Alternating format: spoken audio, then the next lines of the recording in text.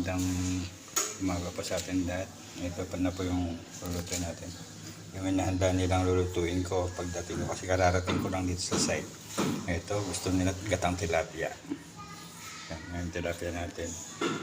Petsay, may talong tayo. Ito yung ginger, sili at saka sibuyas.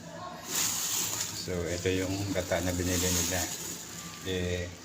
Hindi sila nakahingi ng pangalawang gata, kaya ako kasi pa nagagata.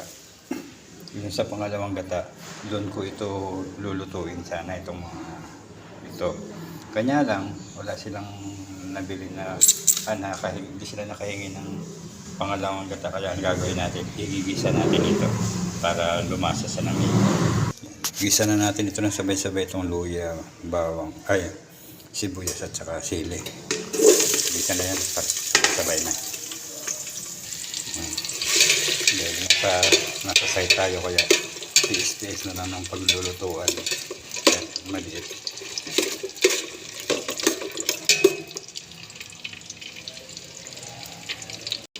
Yan, pwede na ilagay ko na itong gata para maluto sa ng kaunti.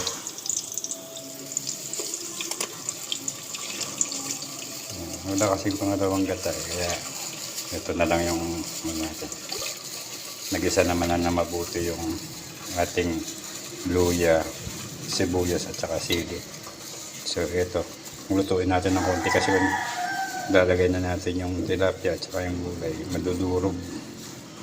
Madudurog siya, kaya kailangan luto muna natin konti yung gata bago natin ilagay yung ating bida, yung tilapia, tas talong.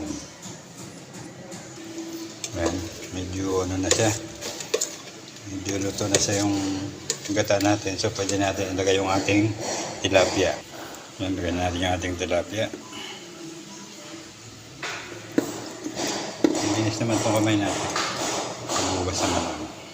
Sabay na natin itong talong tsaka yung tangkay ng pinutol ko kasi yung petsay dahil di ba mahaba yung tangkay niya, maliit yung ating lutuan, kaya pinutol ko, piniwalay ko yung dahon niya.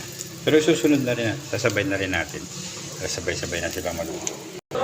Yun, ito na po ito mga kapatid, ito na po ito, pwede na po ito. Sige, salamat po sa nanonood, salamat po sa Diyos.